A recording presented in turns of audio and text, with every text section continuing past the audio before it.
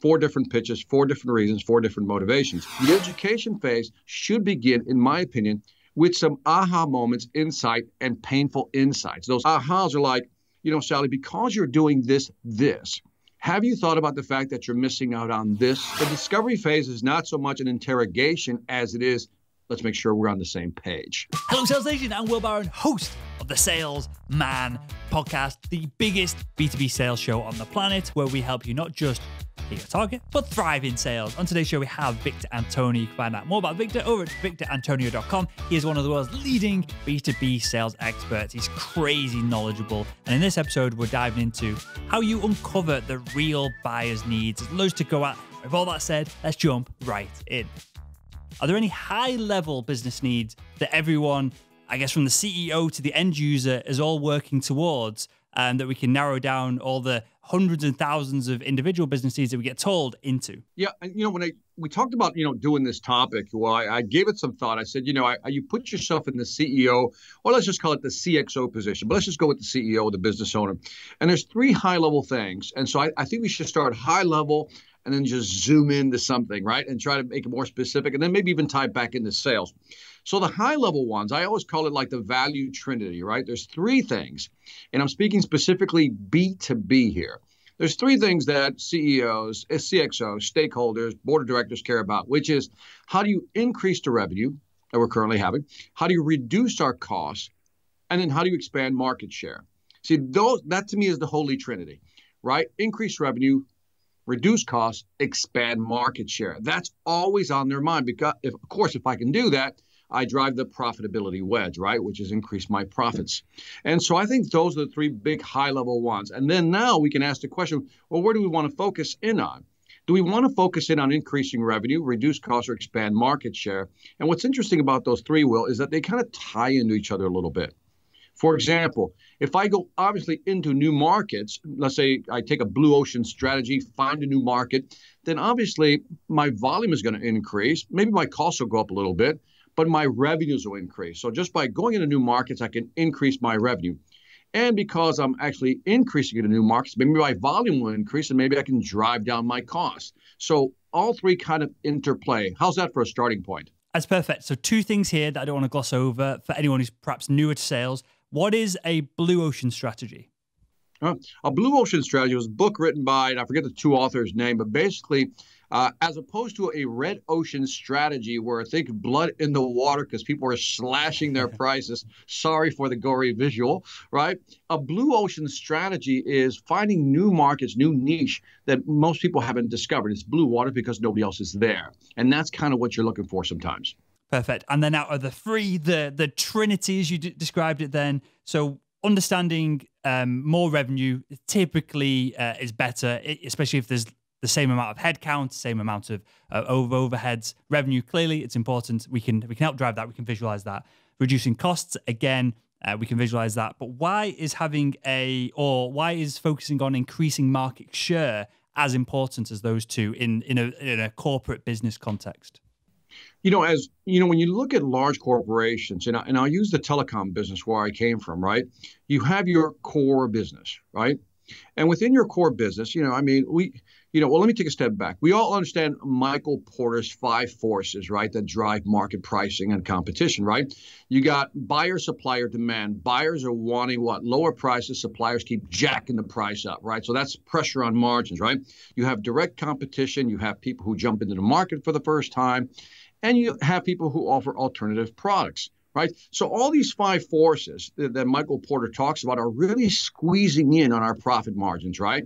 Which means that we can stay within our core business, right? What we're good at. But eventually, you can only squeeze so much lemon out of that lemon, right? So what happens is we start looking for new markets, right? And a word that's often used is the word adjacencies, right? So if I have a core market, maybe there's something that's adjacent to me, something that isn't a big stretch, but something that I can begin to kind of get into. To give this some meat, pretend that we're in the home security business, right? We're a company like ADT. We're in the home security business. One of the things you're starting to see is that they're starting to look at adjacencies and ways of monetizing what they're good at. For example, they got home security systems. Well, now they're realizing that IoT devices, right? Internet of Things devices are now becoming a big thing. So now they want to go beyond just the actual security thing and now look at your thermostat and anything that's controlled by, the internet. Then they're going to look at, well, how can we take all that data that we're collecting and sell that? And so maybe monetizing the data that we're collecting off of these devices becomes an adjacency, something to expand our market share and generate more revenue. Makes total sense. And that makes the business more resilient, I guess. It allows it to grow if there's a market cap that it's under. Correct. Perfect. Correct. Okay. Yeah. I mean, you're looking at the financial indicators. Obviously, you want to make sure that, markets have cycles, right? And because, let's state the obvious, they have cycles, we have to insulate ourselves from changes. And if we focus too much on one market and don't begin to expand it into other markets, for example, if you just focus on the US and forget Latin America or the UK, you might have problems. Okay, makes total sense. We'll come back to these in a second and how we can work out if we can legitimately have an impact on them. We can work from, I guess, the C-suite down to end users of B2B products. And we'll come back to that in a second. But how does this translate then to you meet with the CEO? You have these high-level conversations. You're not really even talking about cash at this point. You're talking about expanding market share, new product lines, and the man or the woman, the CEO, they're going crazy, the salivating, the dripping, the foaming at the mouth to grab all your product. How does that translate then to you go from down the food chain a few steps and you're speaking to Sally, who's going to be using your product, and her biggest pain point is that she wants to get home on time to see her kids and pick them up from school, and she doesn't really care about the business other than it gives her a wage. But your product perhaps makes her job more efficient. How do we tie all of this together? And do we not perhaps tie it together? Do we need separate pitches and separate conversations on all of these levels? That gets back to, the Miller-Heilman strategy, right? That depending on who you're talking to, there's the management user, there's the management user, the actual user, in this case, Sally, right? There's the technical buyer, then there's the economic buyer, right? So there's 4 different types of buyers, right? And so as you pointed out, exactly, Will, there's 4 different types of pitches if we can make it broad, right? Management wants to hear one pitch. The user, who has to use it on a day-to-day basis, said, what's in it for me? Why should I learn something new? Why should I change my habits? And then technical buyers say, is this interoperable? Is it expandable? Is it integratable? And then again, the executive buyer, which is typically the economic buyer rather, is saying, hey, is this the best price on the market? Can you give it to me at a better price? 4 different pitches, 4 different reasons, 4 different motivations. And so when you're talking to each of these different levels, I think that's the trick in today's business. There was a study that was done by now, God, I can't remember the company, but it was B2B Research Insight, something like that, that said the average number of buyers involved in a purchase today it's like 6.8. Let's call it 7 people involved in a buying decision. That's a lot of people, Will. It's a lot of people. How do we, and then we'll come full circle of this in a second, Victor, but how do we use the word then motivations, and I think that's the best way to describe it. How do we uncover the motivations of each of these perhaps 7 people that we've got to build relationships with, build rapport with, be at top of mind of, and all these other things that we cover on the show all the time? How do we, and I guess the crux of the matter is here, how do we know what motivates them? I know. I mean, I guess I glossed over it too quickly. When we talk about the Miller-Heilman approach, I just assumed, that let's dig into it a little further. When they broke out the 4 types of buyers, what they then ask is, what is their motivation? What is going to drive them to make those changes? So what questions do we need to ask them? Because we need to get into Sally's shoes, so to speak, right? And understand, what are some of her heartaches? And now let's look at Sally. Let's look at the executive on top, and then let's look at Sally. Let's look at both motivations. We now know that at the top, the executive buyer, let's say the CEO, is under a lot of pressure from stakeholders, the board of directors, to grow those revenues, right? Bring down costs, increase profitability. I want to see my stock shoot up. And if we can get into new markets to expand, and actually insulate ourselves from market changes or fluctuations, this is great. If we can show them how our product or service can help them do that, go into new markets, reduce costs, expand market share, I think we got a win-win right there, okay? That's that guy. That's that buying persona. If we're talking to Sally, well, Sally says, hey, Victor, you want to sell me this new software that you have, this new, a CRM, right? This new CRM system. The first thing Sally's thinking is, how much work is this going to be for me, right? because there's always this thing, and I like to talk about this, almost like the iceberg effect that's always quoted, is that, the 10%'s at the top, 90%'s underneath the water. But typically, as salespeople, we address the 10% at the top, right? Feature, benefit, advantage, gain, bells, whistles, ding. Look at how pretty it is, right? That whole bit, right? But underneath that water, that surface level, is real motivations of why they don't want to do it. And the example I always give is that this is a true story, and I'm almost embarrassed to admit the story, but I'm going to tell you the story well. Okay, it's embarrassing. So right next to my office, I have, obviously, you guys got a water closet, right? So I got a little hand sink, right? Well, the thing starts leaking. Try to make the story short, right? And so I look underneath, the sink, and I see that it's leaking. Now, I'm not mechanically inclined, but nonetheless, what do I do? Well, what do you think I do, Will? I see the leak. What do I do? I would try and me personally, I'd Google it. I'd put a load of duct tape on it and then Google it. Maybe that's the millennial answer. So I was a little lazy. So I got a little plastic bowl out of the cabinet and just slid it right underneath the leak, right? So it starts dripping. Well, anyway, about a week or two later, making this part up, it starts dripping more. So what do? Change the bowl.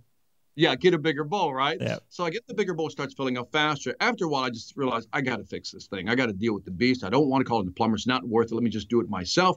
Finally, I go over to the hardware store, get the necessary pieces, come back, psych myself up. You ever been in that situation where you just got to psych yourself up to get something done? So I get it done, and it takes me 10 minutes, if not less, to fix it. And I'm sitting there going, for 2-3 weeks, I dealt with this thing. I should have just fixed it. Right? Because it only took 10 minutes. The question is, why didn't I do that initially? Why didn't I just fix it? Because in my mind, there was a perceived effort of how much trouble it was going to be.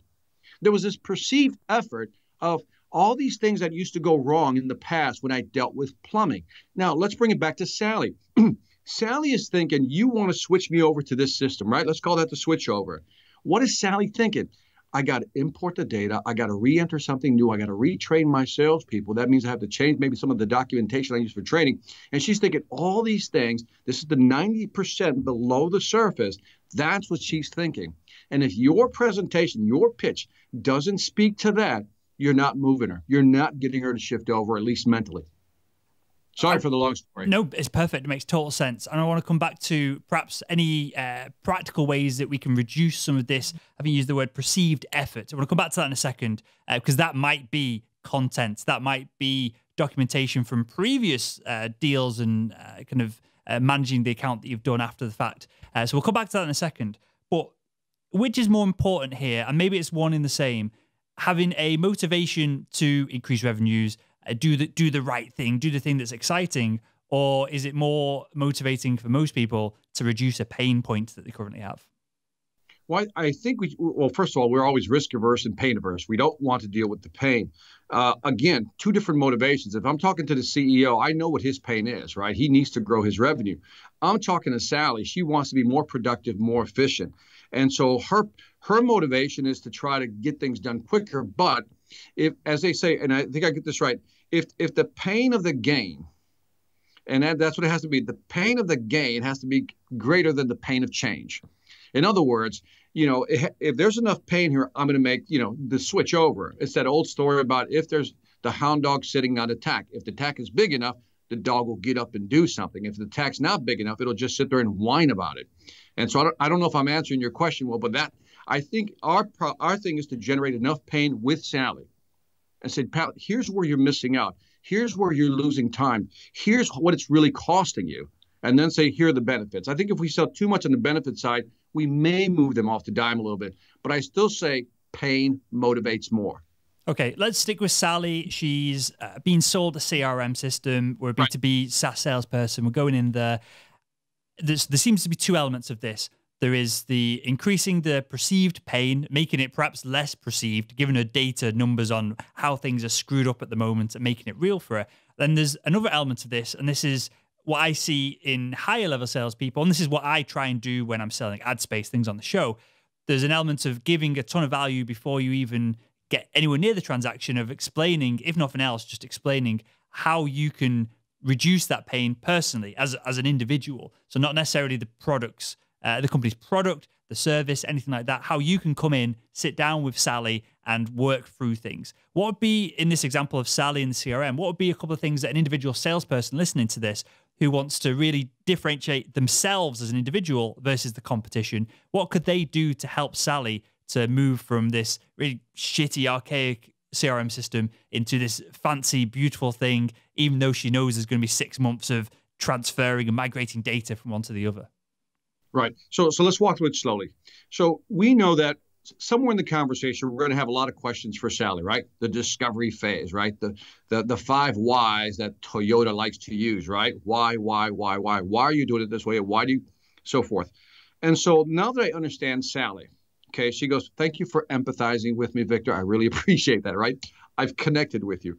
Now we move into the educational phase, I think. So I empathize with you. I understand what you're going through. I understand some of the challenges you have. I understand what you need to do on a daily basis, Sally, to get your job done. Got it.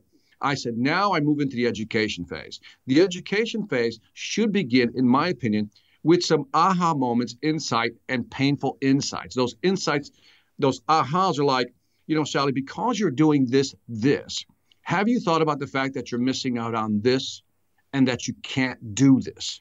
Which is why you don't have time to do that. She goes, never thought about it that way, Victor. Did you also know, you know, that whole did you know? You do 3 did you knows, and then they go, okay. At this point, Sally starts realizing that maybe, you know, this isn't the best way of doing it. So now this is where, you know, when I talk about the hero story, this is kind of what I use. I said, you know, highlight what they're not seeing. Highlight what they're not seeing. And the analogy I use in my workshops and keynotes is when back in the day when we had the cassette tape and they moved us over to a CD, one of the ways they got us to move over is to highlight the hiss that you heard in the background when you heard the actual audio tape. Now, what's interesting is that most people never really paid attention to the hiss in the background until somebody pointed it out. This is selling. Sometimes people can't hear the hiss. Our job is to point out the hiss. And once they hear the hiss, you can't unhear it. And so if I can point out enough pain points, we'll say, here's where you're losing time, here's where you're losing money, and here's what's causing you this much effort. Now you show your plan. Now here's what's interesting, Will, what you said earlier, is that we've increased our pain to want to listen, right? Maybe motivate. But now we got to reduce the pain of change. This is the subtlety. This is the dance. Increase your pain to motivate you to get off your ass, if I can be so blunt. But then motivate you, reduce the level of pain that you may perceive in making that change. So if I now, Sally, after I did the did you know, Sally's ready to listen to my solution. Okay, Victor, well, what do you have? Well, here's what we do. Now, let me show you how it's going to solve these problems we've talked about. And what they want you to give them is your 1 to 5 step plan. Here's what we're going to do. Ba-da-da, da-da-da. And after this, da-da-da. And after this, da-da. And it's really a simple 5-step plan. Now, if I sit there and go, well, we have to do this, we have to do this, we have to do this, then we'll do that. What she wants to hear, it's that part of the brain that wants to hear simplicity. Make it easy. You don't want to trigger the amygdala, right? The reptilian brain gets overloaded because it thinks it's too complex. It pushes back, says, nah, let me think about it. So our job is, once we introduce our solution, is how do we make it easy for them to implement? That makes total sense. I want to go back over one element of this because it was amazing. How, and I might be pushing you here to remember what you said, but you used a series of questions that allowed you to show someone a pain point with and allow them to come to the realization themselves, rather than you telling them, Sally, you suck at this. What are you doing, you silly, crazy lady? Rather than, which is what we want to scream, because we see that problem every single day that we're dealing with these end users of a specific product like this, especially if we're, you know, if it's a faster kind of buying cycle. With me, medical devices, I would see the same selling endoscopes, a metal tube with glass rod lenses in it. I would see the same problem of they get dropped, they get knocked. People don't know how much they cost, so they don't look after them as well as what they should do. And I saw that every time. It made me loads of commissions because every time someone got dropped one, it would come back in for repair. Clearly, to add value to the customer, I tried to educate them on don't drop them, don't bend them, don't do stupid things with them. You wouldn't do that with your kind of £1,000 DLSR camera. So why would you do it with a £5,000 medical instrument? How did you, and just go back over that again, because you used a series of questions to essentially bring it together, these aha moments, without telling. You're almost pulling it out of them, if that makes sense. I think that's where, that part of the presentation, I think the beginning of, I'll call it the pitch, after you've gone through the discovery phase. And I pause there because, typically, if you know your business well enough, you don't even have to ask a lot of questions because you know what Sally is going through. But if you need to go through the empathy phase, ask those questions. The discovery phase is not so much an interrogation as it is, let's make sure we're on the same page. Right? There's a difference between just beating somebody with questions and then just really having a conversation, kind of feel that emotional pain, right? That emotional intelligence piece has to be there. But once you shift into that, we're high-fiving, we're hugging each other mentally, type of thing, then you move into the education phase. And the education phase really begins with, Sally, I've looked at your business, right? And this really, by the way, let me just stop here and say, one of the guys I truly admire is Mac Hannon. Mac Hannon, who most people don't really know who he is, wrote the book Consultative Selling. And one of the things that I learned from Mac Hannon way back when was that people understand differences, right? Gaps between where they're at and where they should be. And he always called them, highlighting the norms. And the norms, it was something like this. And I'll just digress for a bit and I'll come back to your question. That, Sally, tell me how efficient you are right now. And let's say she says, I'm X% efficient. Sally, I don't know if you knew this, but the industry average is this, which means you're already a little below that. When we work with companies, we put them at this level, above the industry average. And when you look at that gap, this is where you're losing time. This is where you're losing money. And this is what's causing you that extra effort that you need, right? I always do time, money, and effort, my three things, right? And they go, oh, I didn't realize that. Well, if we are able to do this, do this. Now, also, because you're doing this, and I guess this comes from my technical background when I was selling telecommunications equipment. I said, because you're putting this, let's say, on this routing routine using this algorithm, you're basically chewing up blah, blah cycles every minute. Because of the blah, blah cycles, if I were to multiply that out, da-da-da-da-da, da-da-da-da, and I would quantify that for them. One of my programs is called Value-Centric Selling. Value-Centric Selling is all about finding ways to quantify loss of time, loss of productivity, or loss of money, right? If you can do that, that's tangible. That's something that people can say, okay, that's concrete. It's not up here. It's not ethereal, right? It's something tangible. And so if I was talking to Sally, I'm trying to say, how does she need to save more time? And I know what's keeping her up at night. She doesn't have enough time. Her head count is low. They won't give her more bodies, right? They won't let her buy the tools she needs. So I'm putting myself in her position. You know this already, Will. I'm talking out loud here. But unless you can quantify this stuff, it doesn't mean anything. That makes total sense. So how do you then get them to understand what has been quantified without you saying, Sally, you suck, do this, and you'll get Y, if that makes sense? How do you make it less blunt? How do you turn it into a conversation rather than a statement? Because I'm overly blunt with some of these things, especially when I'm dealing with so I sell advertising for the podcast. A lot of the times people will be spending money on banner advertising and they're wasting a whole lot of money on a whole lot of banners that they've got ingrained into their mind, is giving them exposure, it's giving them top of mind. People have ad blindness, it's well studied. No one clicks on anything that is obviously an advert. No one pays attention to it. It's not going into your subconscious and bubbling behind the scenes like perhaps billboards, TV ads used to, because we're just too inundated of it. So I start to have this conversation. I find myself saying in my head, you're an idiot, stop doing this, don't have to sponsor my podcast, but when someone is listening to something for 25, 45 minutes, they're engaged, they're getting value from it, and then you're wrapped up in that brand, you're in the middle of it, they're turned on, they're tuned in, there's no distractions, they're probably driving in the car, running in the gym, all they're doing is focusing on mine and your voice. It makes total sense. And the numbers that we've got on the back end of it, there's loads of data that shows that. I find it really hard, Victor, to not say you're wasting your cash. How do I put this into a conversation and go, yada, yada, yada, yada, and there they go, and they have the aha moment themselves. Right. I think I front load all my stuff. Do you know what I mean? I front load everything. If I can't do the pitch in 15 minutes, there's something wrong with the pitch. Do you know what I mean? And I think that's a good challenge for everybody to kind of, accept. And so let's be specific here, okay? So let's say that because I do sales training, I sell a lot of sales training, right? And I always get the pushback, Victor, we got our own in-house sales training program. That's one. Two, we don't have one, but we don't need one. We just wing it. We're doing well, right? So forth and so on. And so if I'm starting out at the beginning, I'll say something like this. Now, I'm making this up, but just an illustrative example how I would do it sometimes is I'll ask the customer, I said, Mr. Customer, let me ask you a question. What is your close rate? Just simply, what is your close rate? I said, out of curiosity. Now, I can do either ask the question first or make the statement first. So let me make the statement first. I said, Mr. Customer, this is the aha moment. Did you know in the industry, on average, cross-sectional study, and that can be more specific to their industry, the close rate within your industry is 40%. Now, 40%, and typically, because you're winning 40%, you're losing 60% of your deals. Real quick question, what is your close rate? And I just stop. And I go, now I'm going somewhere with this. And they'll say, well, it's, and they'll do this. I rarely get that it's higher. I typically get that it's lower, right? Or well, we haven't calculated. I said, is there a reason we're not calculating the close rates?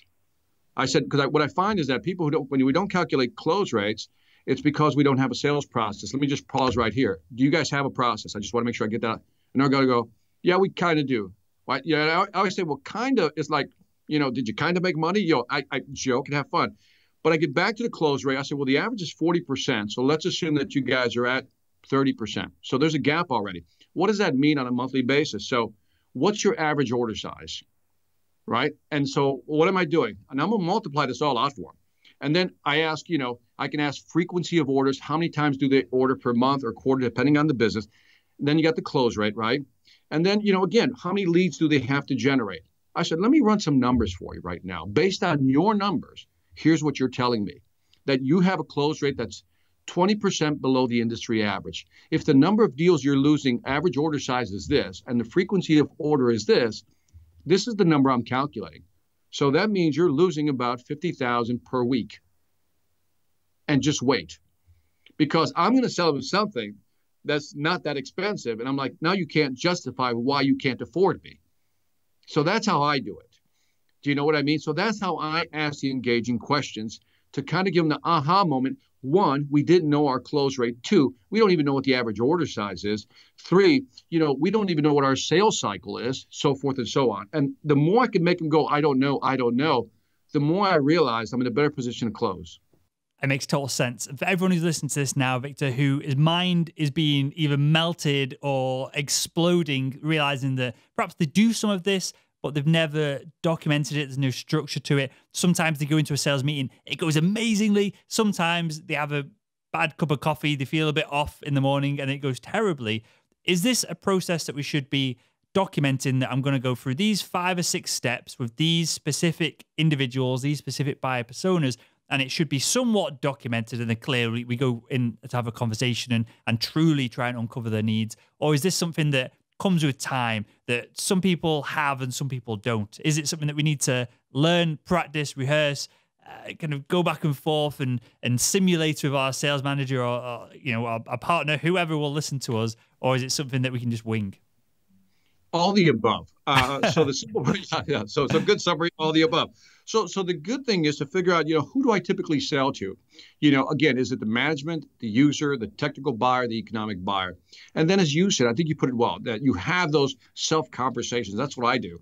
And so I'm sitting there going, okay, if I'm talking to the user, what are they going to push back on? Just list out the objections, and you're not going to come up 5 to 7 at most, but typically 3 to 5 is the range, right? 3 to 5 is the typical range. Now, imagine that I do this. I got 4 different buying personas. I have at least 5 objections. I know the top 5 they're going to give me. Then I almost like reverse engineering, no pun intended here. I reverse engineer that conversation. Now, the program I have is called Blocking Objections, and blocking objections is based on that. I raise the objection before they do. So, for example, if one of the things is switching over, I'm using this. I don't want to switch over, Victor, right? That whole thing. And I get that a lot. So I raised the objection. I said, Mr. Customer, a lot of people tell me that they're currently using this product and they're happy with that product, right? And I said, Mr. Customer, let me ask you a question. In business, isn't it always good to have options? Of course it is, Victor. Well, view this as only an option. Because what I want to do is talk about what we have to offer. And in your mind, I know you're thinking, for us to switch over, Victor, it's going to be too much work. But if I can walk you through a process to show you how I worked with other companies to make this an easy switch over, would you at least be open and listening? And I always say, yeah, go ahead, Victor, talk to me. And so that's the process here. 4 types of buyer. Each buyer has 3 to 5 objections. Take those objections, and now how do I raise those objections, block them as I have these conversations with these people? That would be my simple formula. Makes total sense. Okay, so we've gone through these objections. We hopefully have had a couple of aha moments and the person's excited. Perhaps this is 2 or 3 meetings in as well, depending on the size of the deal, the number of people that we're kind of bringing together to make this decision happen. How do we know, and this is going to seem like a simple and perhaps silly question to ask, but I think it could be quite profound. How do we know when we're done? How do we know when we should shut up and put a purchase order in front of them? How do we know when the objections have gone from, oh, I've just not got time to speak to you, to, okay, I don't want to move, okay, I understand the benefits, to, okay, I'm excited about this? How far do we need to go, and how deep do we need to go with this? Because I know I find myself sometimes, especially dealing with surgeons and medical devices, I get them so excited, and then it goes on too long and they've cooled down by the time that I'm actually kind of trying to close the deal with them. How do we know when to shut the hell up and just slide that, in this weird kind of 80s film that I'm visualizing and building in, right. in everyone's minds here, slide that invoice or purchase order across the table? Right. Yeah. Have you seen enough to make a decision, Mr. Customer? Here you go. Right. And I think it's funny because it is a simple question, but it's a tough one to answer. I mean, I got all kinds of, canned answers, but the reality is that it takes a certain awareness. And I think it's something you develop over time. And that awareness is almost like the third eye, so to speak, that has to look down on the conversation and say, okay, stop. And I think it's a discipline you develop over time, because sometimes I think we talk beyond the sale because we're afraid to ask for the order, right? Or we talk beyond the sale because we're too enamored with our own product, right? Or service. Like we just want, as you point out, you just want to keep talking about it. And I think there's this awareness that you can't train this. This is pure experience to see the signs and basically tell your brain, stop. I think he's ready to buy or she's ready to buy. Ask for the order. And I think one of the things that I'd like to recommend to all salespeople is that just come up with 1 or 2 ways, just 1 or 2, because there's 101 ways to close the deal, right? But I think you should come up with 1 or 2 ways that you feel comfortable, like a glide path, to glide into that close. And I think if you practice your presentation, if you know that it's a 15-minute presentation, right? You want to get an indication. In your head, if you say at 15 minutes, I want to know if their heads are bobbing up and down, or am I just getting the stoic look? If I'm getting the stoic look, I'm screwed. I need to do something else. But if I'm giving that up and down, maybe that's the first time I move in for the close. So I think, to answer your question, maybe it should be a conscious effort that says, after the first 15 minutes within my presentation, here's what I'm looking for. And if I got that, that's a buying signal. Let's go in. Let's glide into that close. We'll wrap up. It makes total sense. We'll wrap up with this, Victor, because people do like these closing, I don't even know, techniques. Sentences might be a better way to describe it. Yeah. I think it's a habit more than anything else. I always say, does it make sense to move forward with this? Does it make sense to do this? No more complex than that. And then it allows them an easy out of, no, Bob isn't ready yet. No, Jillian needs to do X, Y, Z before we can do it. And it's a soft close. Is there any practical sentences or any practical kind of phrases that you would use at the end of a meeting, a call, to kind of wrap things up like that? That's one of my favorite ones, right? One is that, does this make sense? But the thing is, it's not one line, is that you're getting the commitments throughout, right? We're always getting the commitment. Does that make sense? Is this what you were talking about? Is this what you were looking for, Mr. Customer? So forth and so on. And then, is there anything else we need to talk about? And they're going to say no. I said, is there any reason we shouldn't get started? And that's my line. Is there any reason we shouldn't get started? Now, they have to give me a reason.